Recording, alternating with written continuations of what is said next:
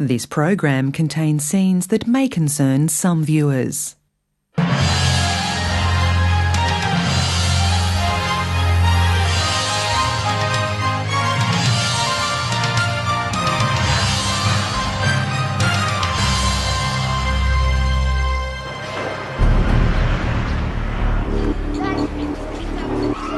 This land was promised to the Jewish nation by God.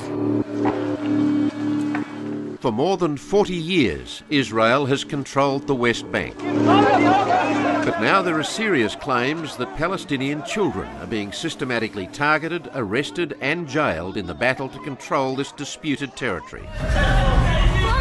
And it's that fear and intimidation that makes this system work so effectively well. You never know when there's going to be the bang on the door in the middle of the night. Let me say this very clearly. There is no such policy. A policy to create fear, there is no such thing.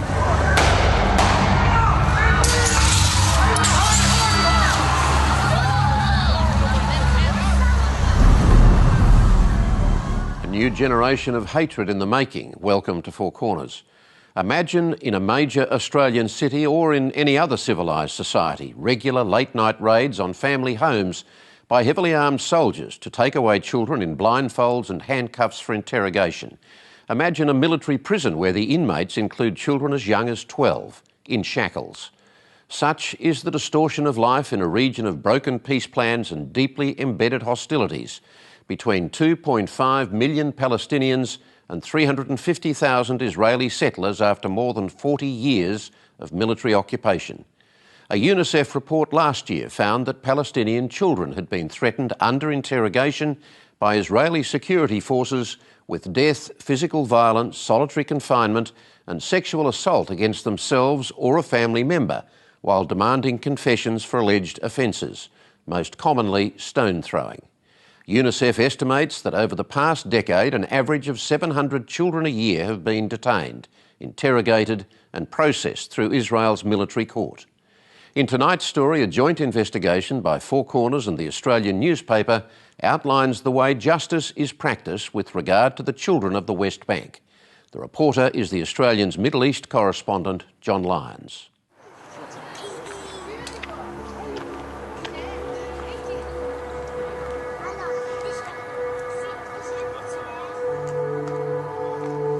A peaceful evening in a small Palestinian village. A 14-year-old boy and his family sleep.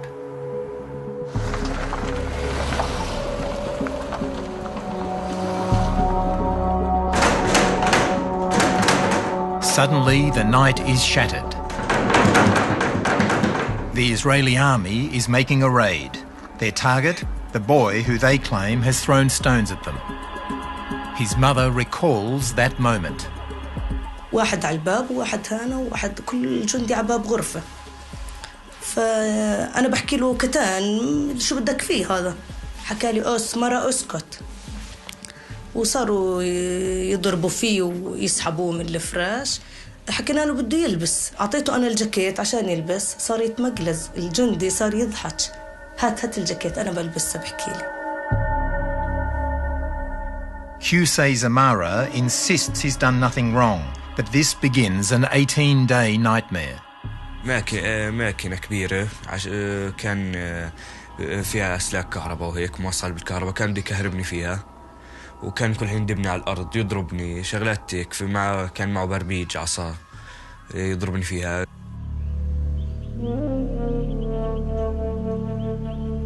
At the age of 15, the life of this boy was also turned upside down. أنا ما شردتش لأنه عارف حالي مش عامل إشي. طخه أجم فيه 3 مطاطات 4. بعدين فقع علي كمان علبة. شمطت كمان فيه كمان علبة. Fatima Fouz would spend the next 82 days in prison, beginning with an interrogation. كانوا يعني حاملين عصي كهرباء وضربوني فيه. كانوا لما الضابط في منهم واحد شرح رفعها هيك مشحبرين كلياتهم هيك عليهم زي ادغام او اشي، ويحكي معاه ويكشر ويخوف فيه ويضربني في الكهرباء. في صعقات كهربائية. كان يضرب.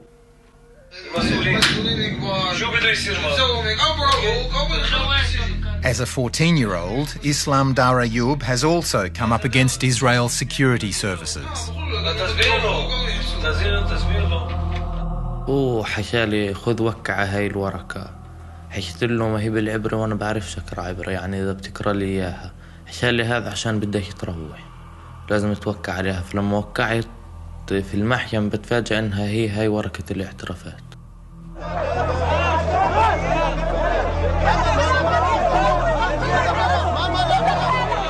These boys are part of the new front line in the Israeli-Palestinian conflict.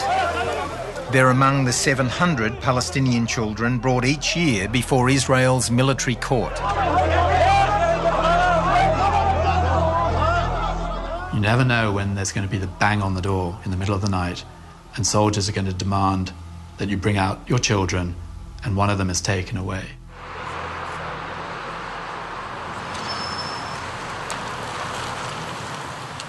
Onto this front line has walked Australian lawyer Gerard Horton. He left his practice as a commercial law barrister in Sydney 6 years ago and is now leading a campaign to end a system under which Palestinian children have fewer rights than Israeli children, including being subjected to nighttime arrests by heavily armed soldiers. That has a paralysing effect on whole communities. And it's that fear and intimidation that makes this system work so effectively well with relatively few soldiers on the ground. And so it also makes it quite a cost-effective occupation. Let me say this very clearly. There is no such policy.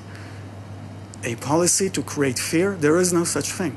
The only policy is to maintain law and order. That's all. If there's no violence, there is no enforcement.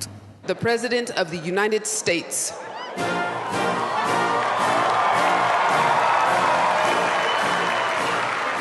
But US President Barack Obama told Israelis last year that this problem will not resolve itself. And put yourself in their shoes. Look at the world through their eyes. It is not fair that a Palestinian child cannot grow up in a state of their own, living their entire lives with the presence of a foreign army that controls the movements, not just of those young people, but their parents, their grandparents, every single day. However, leaders of Israel's settler movement like Daniela Weiss do not agree. We came to a land where there were other people living. But this land was promised to the Jewish nation by God. All the other people who live here will accept Jewish sovereignty in the promised land. This is the only way I see it. So those who accept it live nicely. Those who do not accept it encounter confrontations. Those confrontations occur mostly near settlements. In 1967, Israel began occupying the West Bank, which is also known as the Palestinian territories. Since then, settlements, widely regarded as illegal under international law, have come to dominate the West Bank. Israel insists they are not illegal. So take a situation involving two children in the West Bank throwing stones, one a Palestinian child, one an Israeli child living in the settlements. The Palestinian child will be prosecuted in a military jurisdiction with far fewer rights and protections, whereas his Israeli counterpart, living sometimes 500 meters away, will be prosecuted in a juvenile justice system which meets international standards and complies, is a sort of system you would expect in any Western-style democracy. It is without question very problematic when you see that there are possibly very young children being arrested in the early hours of the morning. But there was a case... Lieutenant Colonel Maurice Hirsch is the Israeli army officer who oversees prosecutions at the military court. It's unfortunately an operational necessity because of the widespread disturbance of the peace that occur once we try to carry out the arrests during the day, and the reluctance of the Palestinian population to cooperate a priori with the law enforcement agency.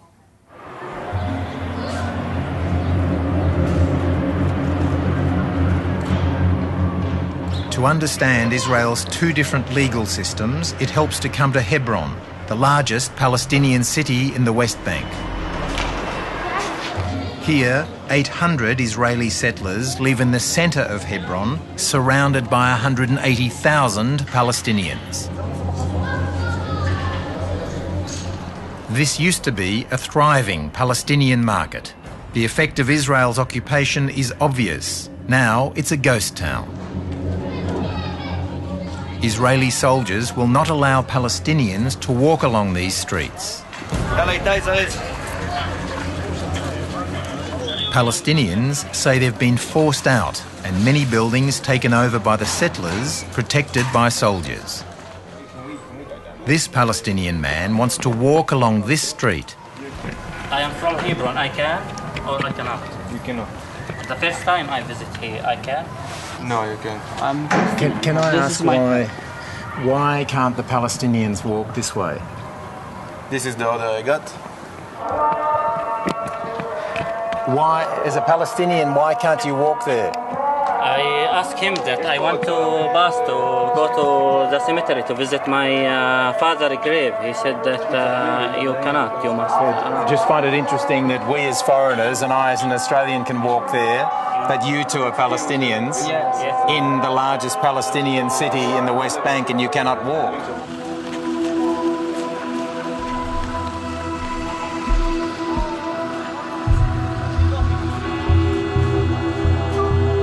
When we visited Hebron, it was early morning. Many Palestinian children were walking to school.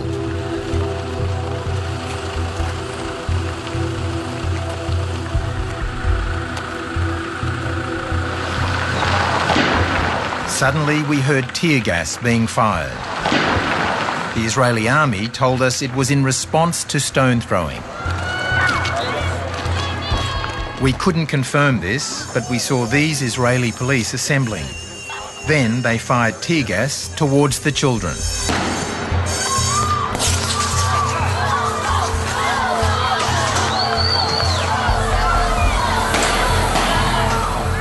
We saw no provocation from the children who were trying to avoid the gas. The teachers said tear gas was fired here almost every day. This. And why do you think the Israelis do it?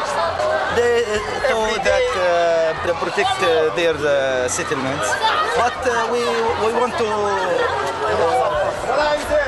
to study our children. In the last week, we take 3 to the hospitals from the gas. How are you? You speak English? We approached the police. We're from Australian television. We cannot talk with you. Oh, but really? Can I just ask one thing? Excuse me. We've just been standing here now. Why did you fire the tear gas towards those children going to school? We can't talk to you. We cannot talk to you. Thank you. No, but they appear to be children going to school normally. Can I ask you why you fired this and the other tear gas at them? What did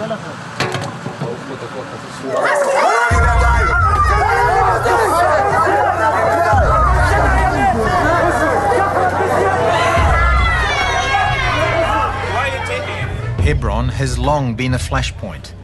What occurs openly here, one law for Israelis, one for Palestinians, is typical of the West Bank, according to Yehuda Shaul, who served here as an Israeli army commander. The DNA of the military operations that we see in Hebron, we see all over the West Bank. Yehuda Shaul founded Breaking the Silence, 950 current and former Israeli combat soldiers trying to end human rights abuses. I've never broken into houses in the middle of the night here in Jerusalem and tore apart apartments. But in Hebron, where I served for 14 months, 24/7, that's what we've done. in order to make our presence felt. But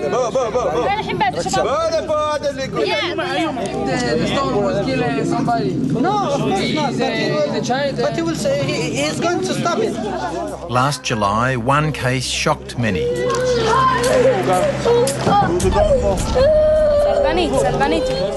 On the streets of Hebron, 5-year-old Wadia Maswadeh was picked up by soldiers.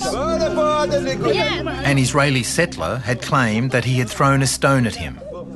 His friend tried to help. وصار يعيط خفت عليه ضليتني ماسك ايده والجيش سحبه مني ودفعني الجيش على البيت.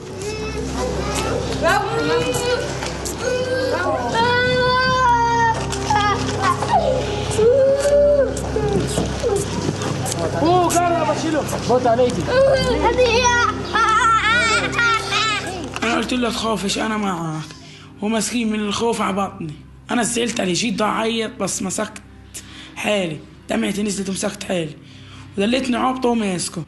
كنت ألعب عجلة السيارة أو بالكلب قدامي لطخت عليه حجر اللي هو يطوف في عجلة السيارة اللي هو لي روح أنا في ولد لطخ عليه حجر. The boy is taken by 6 soldiers. He was released after 2 hours.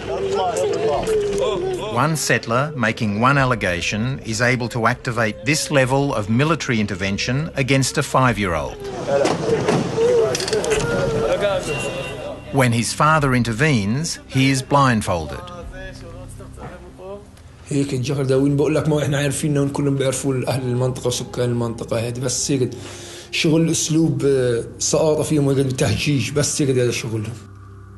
When you see an Israeli soldier in the street, what do you think?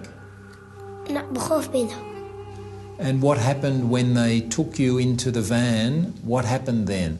كنت أعيط. Look, from my service, I actually don't remember children. Like, you know, I have some memories of Palestinian children when you burst into houses in the middle of the night and children start to cry or whatever.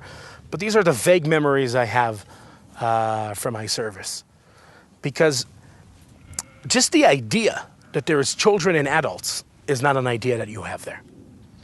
Okay, when you're in uniform, it's them and us. I want people to think what they would do if their 5-year-old child was being taken by an occupier's army, even by your local police. Gabi Lasky is a prominent Israeli lawyer who defends Palestinians. If a 5-year-old was being held by an authority that is not you, you would do anything in order to try to get your child back. Military courts are the long arm of occupation. We're not talking about courts of justice. We're talking about courts of occupation. Look, I grew up believing that our actions as a military in the occupied territories are here to protect Israel from terrorism. What I've learned from my 3 years of service and 9 years of activism in breaking the silence, after reading testimonies of over 950 soldiers, is that the main story here is about maintaining our absolute military control over Palestinians. Palestinians say the soldiers are working in concert with the settlers.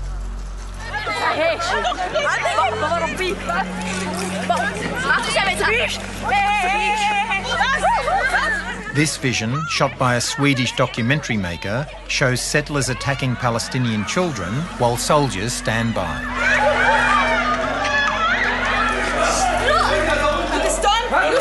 You see? I see. Go there. Okay. Bye.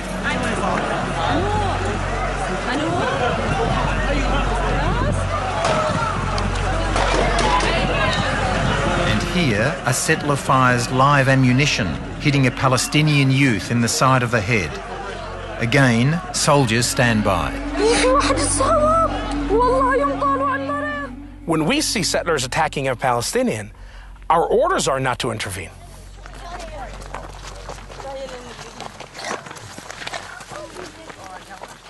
Palestinian children face danger on two fronts: night arrests from the army and violence from settlers. To get to school each day, these children need to walk past this settler outpost. Attacks from settlers have become so bad that the army escorts the children. But school is finished early and the army has not turned up. Today, the children are on their own. Their only protection is this Israeli volunteer who hopes by carrying a camera he will deter settlers. How do you feel, though? You're a Jewish Israeli. How do you feel about this? I can't describe this in words, because I feel myself as partly a Holocaust survivor, because my grandfather was a Holocaust survivor. He was partisan. He ran away for a few years, and all his family died in the Holocaust. And I don't get it how from one who was suffering from all those stuff, we became people that are making other people suffering for our behavior. It's break me. It's really break me.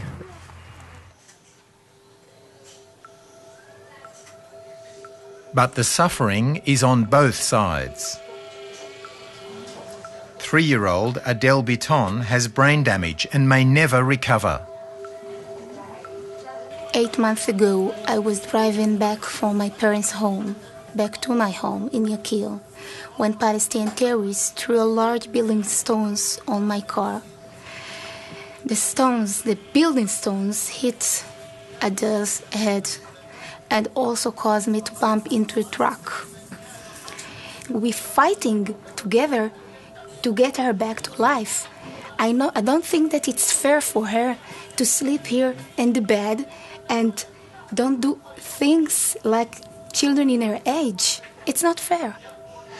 When someone throws stones or blocks, building blocks, whether they're Palestinian or Jewish, do you think it should be the same law for both? For both, because we need to highlight the word stones kills. Stones kills. Her 3-year-old child is basically is still in hospital, and it's unlikely that she will recover from that event. That is terrorism.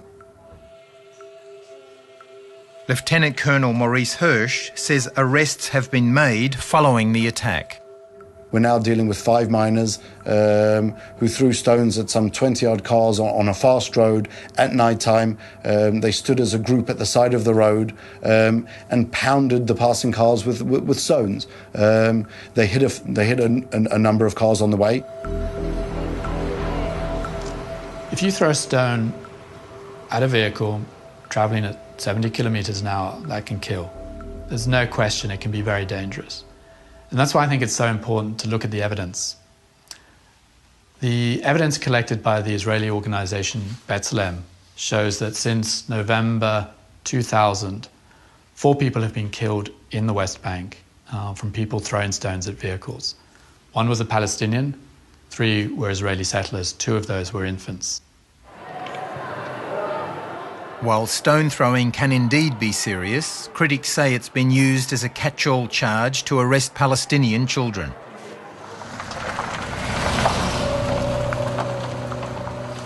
When Qusay Zamara was woken by soldiers at 2 a.m, he had no idea what was ahead of him. كان ضربوا في شلاليط على بطني، كفوف على وجهي، فسحبوني من بلوزتي ورفعوني وأخذوني من الفرشة. He saw soldiers in his bedroom, which was a very frightening experience for him. One of the soldiers kicked him with his boot. He grabbed him from his T-shirt, pulled him out of bed, and dragged him outside. Qusay watched his father, totally helpless, his mother crying and shouting, unable to do anything, his younger siblings, his sisters, totally devastated by what was going on. Qusay was taken by military vehicle to an interrogation centre. وطلعت السيارة وكان يضرب فيي. ما رضي يخليني لا استعمل الحمام لا انام لا اكل ولا اشي ضل واقف ممنوع اتحرك كل ما اسوي اشي يضربني. Because I wanted to know what the interrogator wanted him to confess to, and he said I want you to confess to throwing stones. And he said, how do you expect me to confess to something I didn't do? And then the interrogator got very upset, and he actually slapped him with a piece of plastic hose that he had, and threatened to electrocute him. دخلني صار يغلط علي ويضرب فيه. قال لي يا بتعترف يا ما بننزل فيك ضرب ونجيب أهلك كان بنضربهم معك من كسرهم ننزل فيك أنت ضل يشتمني. Finally, Kusai gave in. فظل قريب ساعة ساعتين لغاية ما اعترفت قلت له ضربت. فحنيت أخذوني قال لي طيب جابوا اوراق دخلني عنده على مكتب طال اوراق وكتب على الكمبيوتر شوي طال اوراق اعطاني اياه قال لي وقع قلت له شو هذول قال لي هذول اعترافاتك ابصر شو كتب بس هو كاتب عني اشياء ثانيه يعني كان كاتب اني ضارب مستوطنه وبنتها وشغلات هيك. بتحس داخلك يعني لو الجندي بين ايديك تخنقه بتموت. After the arrests, children are brought to facilities such as this, which dot the West Bank and are used by the army and police to imprison and interrogate. Threats are often made at these centres. You'll be subjected to violence if you don't confess. You'll be detained for an extended period of time if you don't confess. Again, the intelligence is usually very good, so the interrogator will know if that child's father has a work permit, for example, to work inside Israel. If that's the case, the threats sometimes are of the nature of we will revoke your father's work permit unless you confess. Could you show me what happened to you?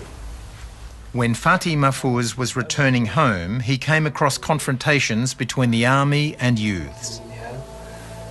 He says he was not involved but was taken away for 82 days. He was just 15. الحين يوم أنا ما اعترفتش وداني على غرفة فيها زي صليب زي هذا الصليب وشبحني عليه. الحين أنا واقف على رأس أصابعي ضليتني واقف ويعني الثقل كلياته على الكلبشات زي حدايد وعلى رأس أصابعي مشبوح أنا كنت وضل يضرب فيه. The interrogator started yelling at him, and then what Fatih says is that he was then placed on some sort of wooden device on the wall, similar in shape to a cross, although it had two legs. He says that his legs were shackled to this wooden structure, his hands were shackled to the structure, and he was left there for several hours. حتى في خشبة منها انكسرت من كثر الهز والهات وضل يضرب فيه. اللي هو بصير يقول لي شو بدكش تعترف؟ تقول له بعترفش ايش عملته ما عملتوش يعني. اللي هو بصير يقول لا انت عامل اشياء يقول انا مش عامل وضل يضرب فيه. Fatih says after 5 hours he was taken down from the structure.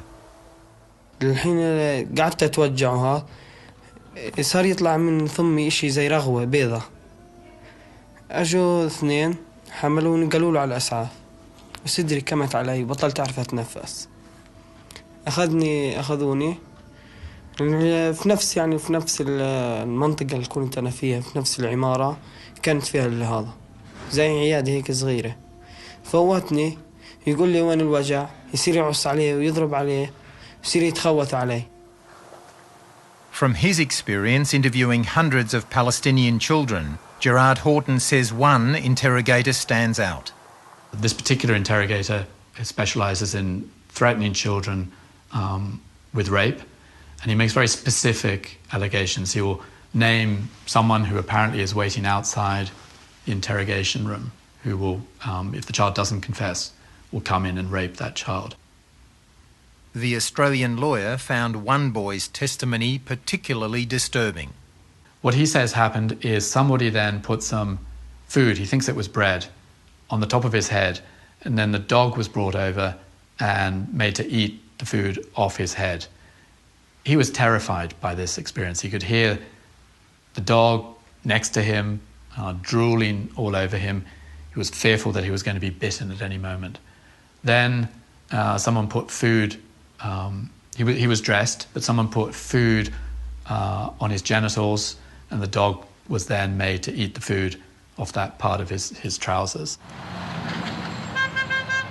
After interrogation, children are brought here for trial, Ophir military prison near Jerusalem. The army would not let Four Corners film inside. I've been behind these walls 3 times. I saw children shuffling across the courtyard, handcuffed and shackled.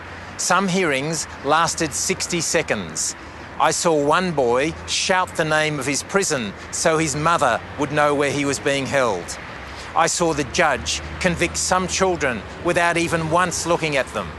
Through it all, what I saw was a conveyor belt of convicted children. I think perhaps to give you some indication of how efficient, from a military perspective, this system is. According to the military court's own records, their annual report, the courts have a conviction rate of around 99.74%. Typically, a Palestinian boy convicted of throwing stones will be sentenced to about 3 months' imprisonment. The United Nations Children's Agency, UNICEF, last year released a scathing report on Israel's system. It found that Palestinian children had been threatened with death, physical violence, solitary confinement and sexual assault against themselves or a family member. The report found that ill treatment was widespread, systematic and institutionalized throughout the system from the moment that the child was arrested right up until the sentencing process. The natural reaction is that this is an intolerable these are intolerable cases, and that I would like my authorities to do their utmost to make sure that this will not be repeated and that this will change. And I believe that this is precisely what we are doing. Last month, under pressure from human rights groups, Israel stopped the long-standing practice of keeping children overnight in outdoor cages. Children had been kept freezing in the cages during snowstorms. While Israel appears to be making concessions, others argue this disguises a harsher reality. Four Corners has learnt that the Israeli security services now have a new strategy. They bring Palestinian children as young as 12 to massive interrogation facilities like this one. The security services are now targeting the children as a way of gathering intelligence on their villages, including asking the children about their neighbours and members of their own family. I can see a pattern that that Israel hasn't been able to put down the nonviolent movement in the occupied territories through violent means. So the best way to do it is by incriminating those leaders. And the easiest way to do that, to get those incriminations, is by arresting children, which are the weakest link. So they're using children to gather intelligence? 100%. Islam Dar Ayub was 14 when Israeli soldiers arrived at his house at 2 a.m. كنا احنا نايمين الساعة 2 بالليل فكان انه يدقوا على الباب بشكل عنيف جدا وقوي جدا. فتحنا الباب انه تحركوا كانوا انه السلاح يعني على طول مسلط علينا. فأنا وقاسي جدا انه ليش طيب ليش شو في احكوا لنا شو في شو عامل هذا الطفل شو كان انه شاكت اسكت وضرب فيه وفي اخته وفي ابوه فوتونا على البيت وسكروا وضرب غاز وضرب قنابل صوت.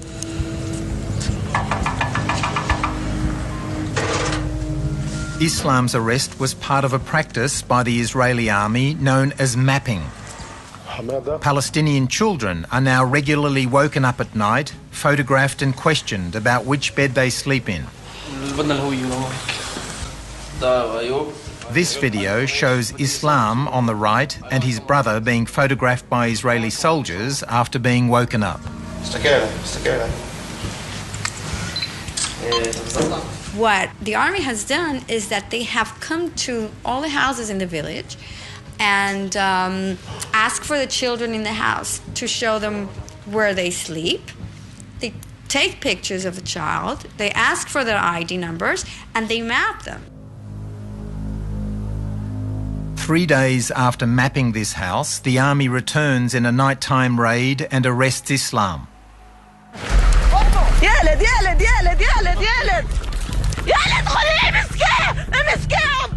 Later, police come for Islam's 9-year-old brother, Karim.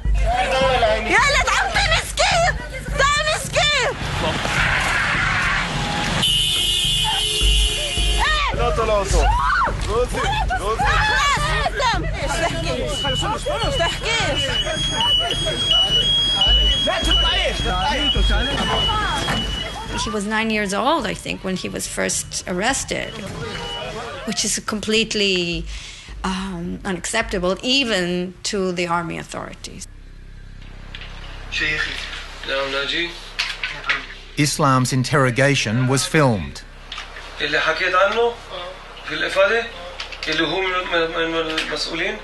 It quickly becomes clear that what the authorities really want is information about the leaders of the non-violent protest movement in the town, including Bassem Tamimi.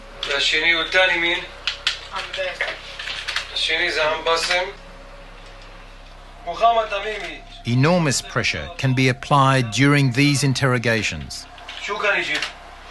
You tell the child, you can be released today if you just, from time to time, provide us with a little bit of information about who the troublemakers in the village are. Or sometimes there's offers of money, generally not a great deal of money, but the child can be offered money, mobile phone, threatened sometimes.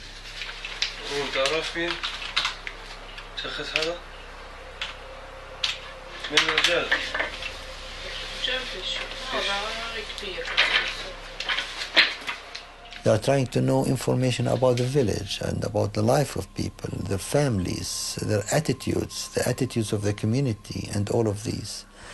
And the most vicious and the most horrible thing, to push people to collaborate as collaborators with the occupiers, to put them under the stick and carrot process. If you reject this, if you are refusing this, you will be punished, you will stay longer in prison.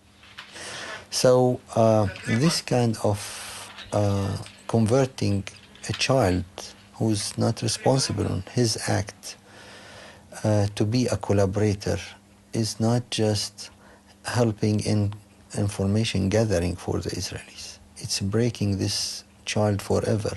اعترفت إنه بضرب حجار ومين بضرب بس صار المحقق يحكي لي بدنا إياك تقول هذا الإشي وبدنا إياك تحكي هاي الأسماء.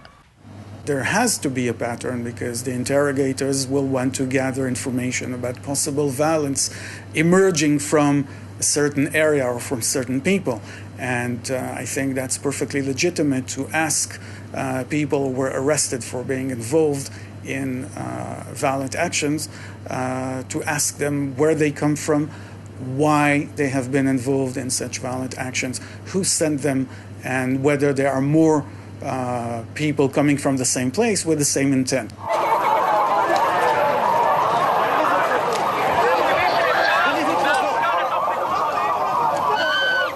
Bassem Tamimi rejects the violence supported by his cousin Ahlam Tamimi, who in 2001 masterminded a terror attack in Jerusalem. We reject all type of terrorists around the world. We are against harming the human being life for any reason, but we are struggling for our right to live in peace and to build a state of peace for everyone. And we ask our enemy to remove the occupation. This is the Samaria, and we see here Ma'ale Adumim. But this will never happen, according to Daniela Weiss, a founder of the settler movement. In the 1970s, Daniela Weiss would regularly meet Ariel Sharon, then Minister for Agriculture, to plan settlements so no Palestinian state could emerge.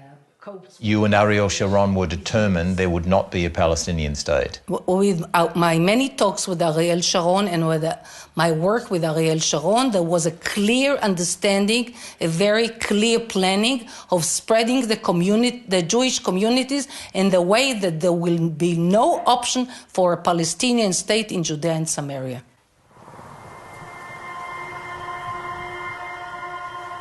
Despite international condemnation, settlement growth is surging.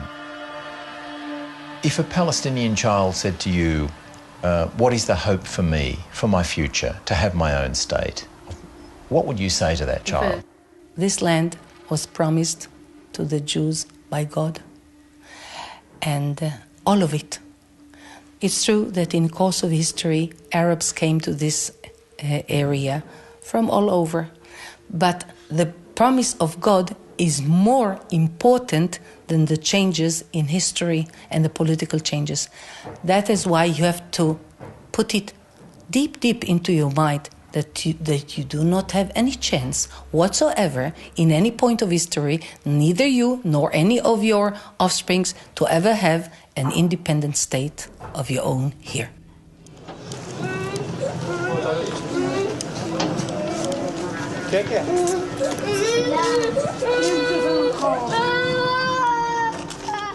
For 5-year-old Wadia Maswade and his friend Dia Kafishe, there seems little hope. Do you feel safe in your home, in bed at night? Do you want to stay living in Hebron? You want to leave? Where do you want to go to? In Jordan, in Amman. هم اللي بدهم الدور، بدهم يطلعونا. في ضابط مسكني قال لي انتوا 5 سنين وبتطلعوا من الدور خلاص، انتوا مبيعات دوركم وما لكوش دور انتوا. This is how these communities are torn apart in the middle of the night when no one is watching, and it is done one family at a time, one house at a time, and it's systematic and relentless. The system is devastating families. أنا يعني الساعة اللي إجوا دقوا علينا الباب لغاية كل يوم، يعني أنا بصحى على نفس الساعة. حبيبي تحبني اسلام. أنا لما فت على المحكمة سوري لليوم يعني صوت السلاسل اللي مربط ابني فيها هذا البيبي، جا صوت الجنزير يعني كان رن رن لليوم أنا بيجي بداني.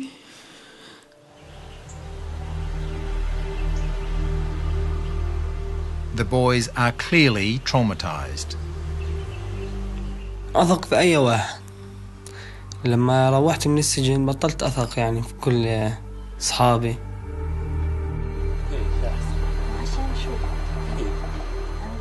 أنا هيك بحب أظل صاحي، إنه إذا رجعوا يأخذوني ما أقدرش إنه نايم. ميسي رونالدو. Sometimes you feel that these kids will be lost forever. So our work with them is to help these kids get rid of the psychological impact which might destroy their lives. And this might lead them to whatever extreme you can imagine. This long conflict between Israelis and Palestinians is one of cycles and revenge. Today, Israel is strong. But what happens when this generation of Palestinian children comes of age? Israeli authorities have responded to some of the recommendations made in UNICEF's report, Children in Israeli Military Detention. They have agreed to pilot 2 areas in the West Bank where children are issued with summons rather than being arrested at home at night. To date, this pilot hasn't begun. Next week on Four Corners, inside the secret state of North Korea, with rare hidden camera footage providing further evidence of the abuses and hardship of life in the Hermit Kingdom. Until then, good night.